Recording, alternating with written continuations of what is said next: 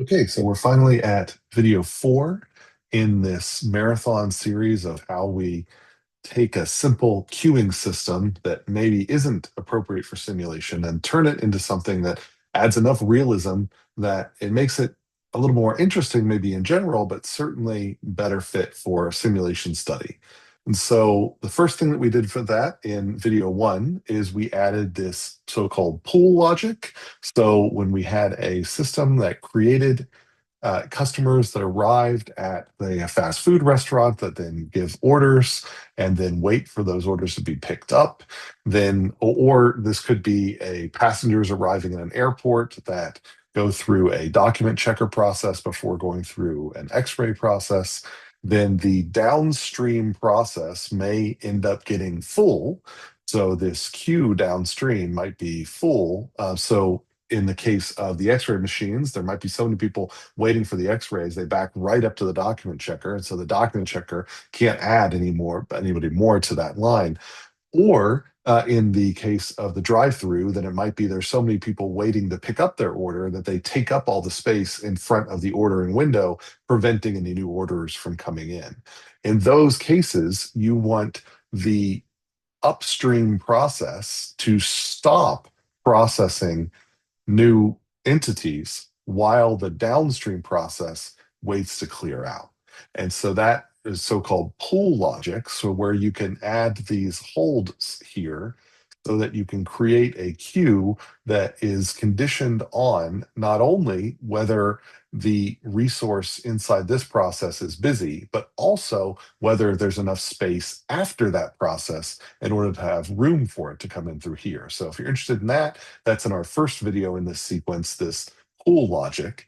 Then after that, we added this customer arrivals in video 2 and bulking. So we go into here. This is where we had our typical create block where our customers come in, but then we added these conditionals here. So a decide block that checks downstream to see, well, based on where people are waiting, if they're still waiting for the order and there's like 10 people waiting, then there might be a very high probability that this customer doesn't go into the system, but instead bulks and leaves the system.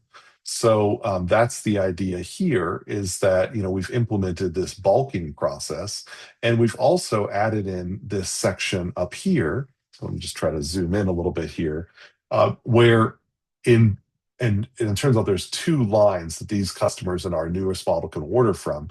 But in the lines that they're waiting to order, if they've been waiting for a very long time to order, then there's some probability that they will leave even though they've already waited. So this first part is whether customers will leave immediately before even joining the line. And then this part is customers that are in the line. It's modeling this idea that they can actually leave after waiting in the line for a sufficiently long period of time, and adding some probabilistic flair to that to make it that they don't always leave, but they can sometimes leave, or likewise here, they don't always bulk, but then sometimes. So that's what we did in video 2. And then finally, then in video 3, now that we had bulking, then we had recognized that it is really important to get the orders from the customer as quickly as possible. Because once a customer has ordered, then they're committed to the rest of the process. And so you don't lose that order because the customers then are going to hang out there. So as long as you can get the order to them quickly, you can probably get them to commit to it, and that way you can keep that revenue. So this is why a lot of fast food restaurants, rather than depending on these fixed ordering windows, which are way far away from the line when it first starts, it's close to the pickup window, and it doesn't give them that much space between the pickup window and the ordering window. Now that they have these tablet technologies, these wireless technologies, they can at busy times send people out that can walk down through the waiting line and then get orders from people, bringing the ordering window to them. And because once they've ordered, they really are latched in. They're really then stuck in the line and committed to waiting for the rest of it. And so what we added last time was this parallel process here where we created these resources that I called fast tablet and slow tablet. So a runner with a tablet who is really fast at entering resources in, and then maybe somebody who does not as practiced. So for the really busy times, you send people out that aren't quite as good at taking the orders. And so there might be these kind of slower resources here. And if we populate this capacity, so we actually schedule them to be working, then when orders come in, it skips the order window process and instead goes through the tablet runners. And the nice thing about that is that you don't get this hold in here, so you don't have to engage that pull logic. So you can get very large lines at the order pickup window and still some lines here, but the lines here are going to be smaller than the lines down here because you've managed to push people into the order pickup region. And in this order pickup region, they don't bulk from that line. They don't leave that line early. So that in that third video is how you set up this process that allows you to experiment with these upstream or downstream runners. So you can then just change this capacity, and then by changing this capacity, then it'll automatically start using the runners or using the window here, and then allows you to use like the process analyzer to analyze this system because then it can then update these capacities dynamically and experiment with a bunch of different scenarios. So let's hide that away so that we can then prep for what we're doing in this video. So I'm going to go ahead and highlight this region here, and I am going to go to View, Submodel, say Aggregate. It creates these two outputs, which is not what I want. So I'm going to go and right-click on that, say Properties, change this to Order. Ordering process, maybe is what I'll call it. I'll say I want one exit point, not two. And then I'll drag that over here to get it out of the way, drill down into it, and then connect this order by runners with tablets to that one out node. And if I wanted to, I could try to bring these closer together, I think. I think it's not going to let me do too much. All right, let's put that back. All right, well, live TV here, I guess. There we go. That's fine. It's not ideal. I think that looks a little bit better like that. Okay, we're going to leave that alone. All right, so now we've got this customer arrivals, then our ordering process, and then right now we still have this very simple order pickup window. And that is the last thing we really need to complexify here to make it a little bit more realistic. Because what happens with your order when you make an order, or likewise, if you walk up to an x-ray machine, if you walk up to an x-ray machine, you've got luggage with you, and you yourself have to go through. So you have to go through some process that scans you. Your luggage has to go through some process that scans it. Those two processes don't have to take the same amount of time.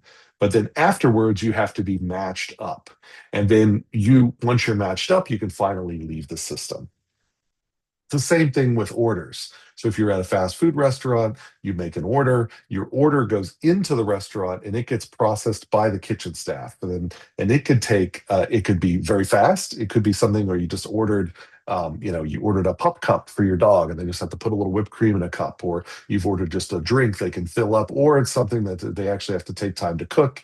And so if it's very fast, then maybe it's done before you hit the pickup window. If it's very slow, maybe you hit the pickup window first and you have to wait for it to then come and meet you. So that's what we want to then add to this, is the ability to do that. So we're going to delete this wire here and this wire here and basically create a kitchen process that our order will go through and then come and join back with us. Well, how do we do that? Well, this whole thing is built around this idea of matching and batching.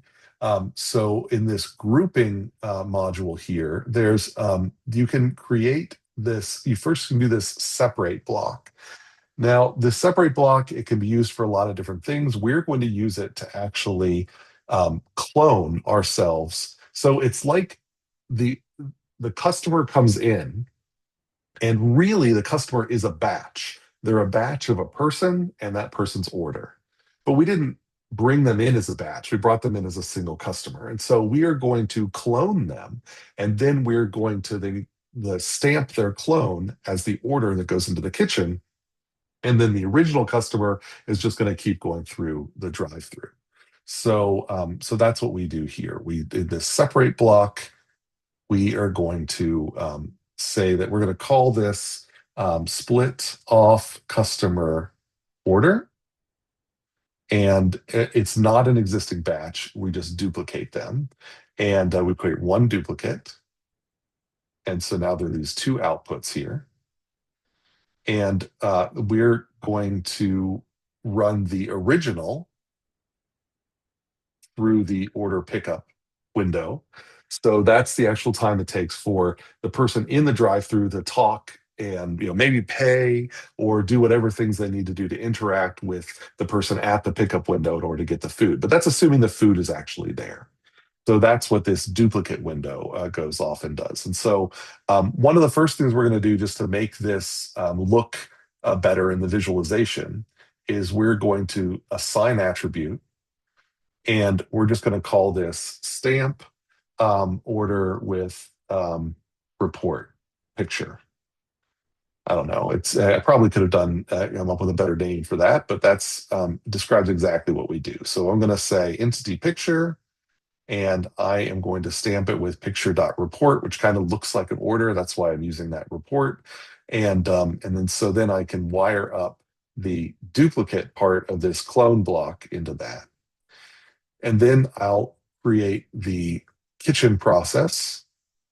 So bring this process in here, and I will then wire up this to this process, and then this process, I'll say prepare order, and this is going to seize a kitchen resource. So I'm going to add, and I'll say what resource do I want? I'll call it kitchen, and I'll say I'll have one of them. Now, in reality, orders are complex. They themselves have many layers. You might order drinks, you might order sides, you might order main meals. There's a lot of different things you could order, and they themselves. So really, an order itself is a batch, and it should be separated up into its many components, and they should all run through in parallel and then be brought back together in their components and matched up so that so that way you have to wait for the whole order to be prepped. That's a little bit further beyond the scope of what I wanted to do in this sequence of videos. So for now, I'm going to keep it simple and say that we just have, one type of order. Something you could do to kind of get close to that, though, is in the delays here, you could have an attribute so that duplicate, that separate, it copies all of the attributes from the original customer. So if you had a customer have an attribute that was something to do with the size of their order, then you could make use of that attribute in the timing that's in here so that those orders that are very large will take longer time, and those units are smaller will take a smaller amount of time. So that could be something that you put in here or in some decide block before this, which says that short orders go this way and long orders go this way. The other thing about this is I've only said there's one, the kitchen. So once I create this kitchen here, if I go into my data definition and my resources, then this kitchen resource that I've created, I'm just going to have it have a fixed capacity of 1. And what that's going to do is sort of ensure that as customers come through the drive-through, their orders kind of maintain order in the kitchen. So there's not going to be any way for an order that is requires less time but is behind another order to pass that order. And that's going to be good for us because of how we're going to bring things back together. But in reality, that could happen. And when that happens, then we might need slightly different logic on how we process what goes on in the drive-through. In other words, even though someone's order might be ready, they also have to be at the drive-through. And if someone else or at the pickup window, and if someone else is at the pickup window waiting for their order, it doesn't matter that the order of the person behind that is ready. So the ordering does kind of matter too. Now, it doesn't matter in the case of an X-ray machine. So in an X-ray machine, then a bunch of people have access to the output of it, and they can reach in and grab their luggage whenever it's ready. So you can have lots of people effectively using the pickup window simultaneously. In a drive-through, if they ask somebody to go park in a nearby parking space and they'll bring their food out to them, that's a little bit like having multiple people at the windows simultaneously. So maybe you can approximate it that way. But if it takes a longer time to actually get the food out to those who are parked in the parking lot, then you might need a separate process for that. So it can get more complex than what we have here, is all I'm saying. But for now, this is a good start. Okay, so now we need to bring these together. So we have here, we've we've split the customer into the person and the person's order. And now we have to bring them back together. Now, there are, in this grouping module, there's ways to do that with the batch module that allows us, but I'm going to use the match module, which is kind of a match and batch module, which has two queues up the top here. And internally, you can implement it with this batch module, but I just kind of like using this match module because of these two queues. It does create a little bit of a headache that I'll get into in just a second, but overall, I think it kind of it fits this application really well, which is why I want to use it and show an example of it. So I'm going to bring our person, our people, our persons going through the drive-through into the first input of the match module, and I'm going to bring the prepared orders into the second input of the match module. And then if I drill down into the match module, I will call this, I think I called this order pickup here. And I'll say customer receives order. Yeah, okay. And so I leave this number to match as 2, and that gives me these 2 queues here. And I don't set this any entities, I set the based on attribute. And then I'm going to say that I'm going to create a permanent batch of represented entity type customers. And so what I'm saying here is um, what's going to happen is the customer will be cloned, the person will go up across the top, their order will be created down in the bottom, the customer and the order come back together, and if they match in a certain attribute name, then that matching customer, that new product will create a permanent batch, so a new entity that is of type customer that has all of the same matches all of the same attributes of the original customer, but has been properly delayed so that its order has been made. Now, I just have to deal with this attribute name. Now, can't unfortunately do build expression here. This is one of the headaches of match. Because of how it works, it requires a little bit more care. And so I can't I can't use the attribute that I want to use there. I have to create a new attribute. And then match by it. So what I'm going to do, so I'm going to, for now, I guess I could go ahead and do it. Well, I have to reset that up because I hit cancel. So let's do this again. So I'm going to say that I'm going to create a permanent batch of a customer type. And I'm going to call this actual name SEERNUM, short for serial number. And you're going to see why I do this. So basically, as long as the customer, the person going through the top branch, has the same value serial number as the order going through the bottom branch, then when those two find each other, they will get matched together, and then they'll become that entity. If a customer shows up here and a food item shows up here and they don't match in terms of serial numbers, then they'll just queue up until they find their match. That's how this match blocks works. So again, this is customer receives order. Now, unfortunately, this serial number attribute doesn't exist automatically. I have to create it. Okay. And it's a little frustrating because there actually is a serial number attribute that if I use a batch module, I think I could use without any trouble. But because I'm using the match module, then I need to do a little something extra. So I am going to add another assign attribute block here. And this is where I'm going to create that serial number attribute before I clone my customer. And then that way it will be set in both the customer and their order for both the top and the bottom branch. So in this assign block, I'm going to call this, I'll just call this assign serial number or assign serial num.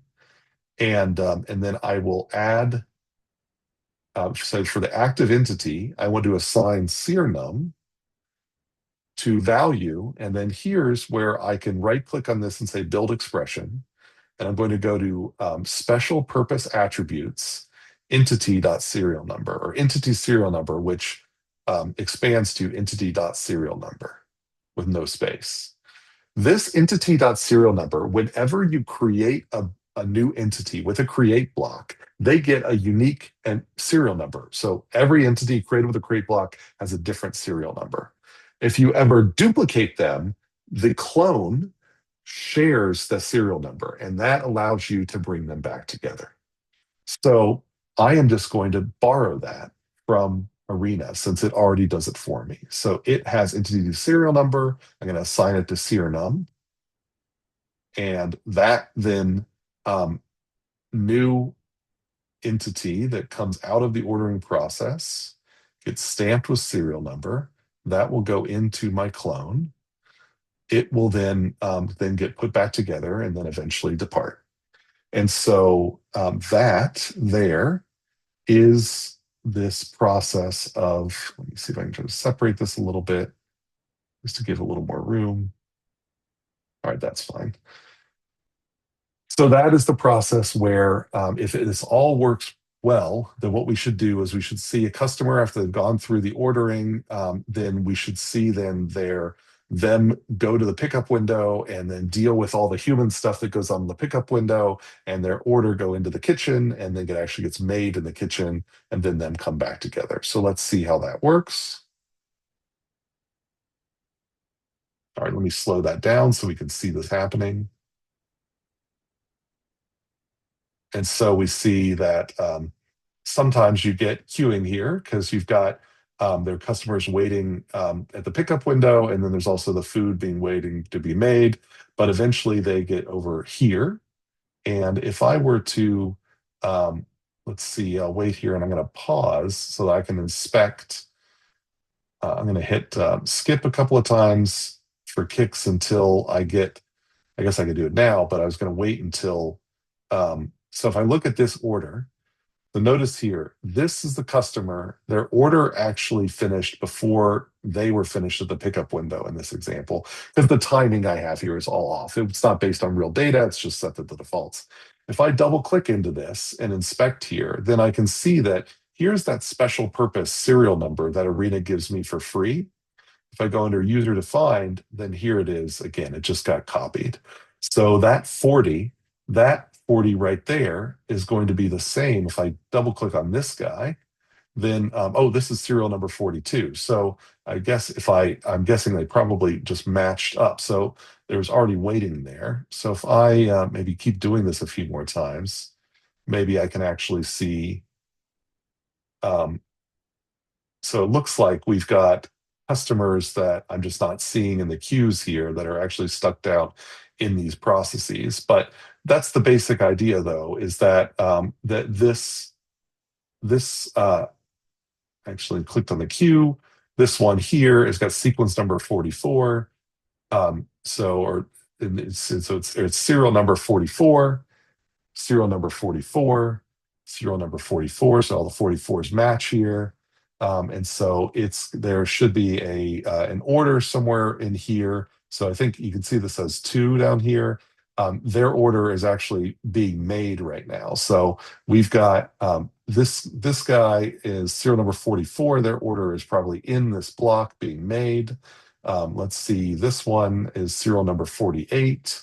And so this so I'm not, it's difficult for me to stop these in all the right places here, but that's the basic idea here is that these things are making their way through into these queues where they wait until they find their match, and then that causing them to move off together.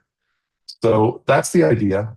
We've got now our kitchen process separate from our drive-through process, and they come back together. And this is again something that you can use not only for drive-throughs, but for things like X-ray machines where you have to split off luggage and so on. All right, so but I have to keep in mind that remember back in the ordering process, this wait for order that's going on here, this right now is only paying attention to order.pickup, order pickup.queue. So what I'd like to do is have it be the sum of order pickup.queue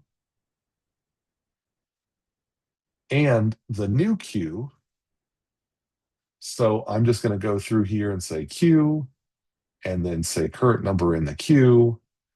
And this is going to be my customer receives order.queue1. That's that top queue. That's where the customers go and wait while they're waiting for their order to join them.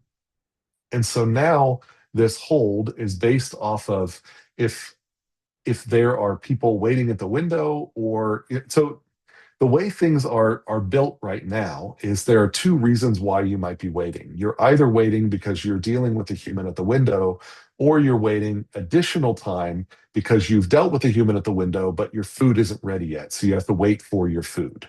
So if you're in the latter case where you're waiting for the food, even though you've already dealt with the person at the window, then in that case, you're going to be in the downstream queue and not the upstream queue.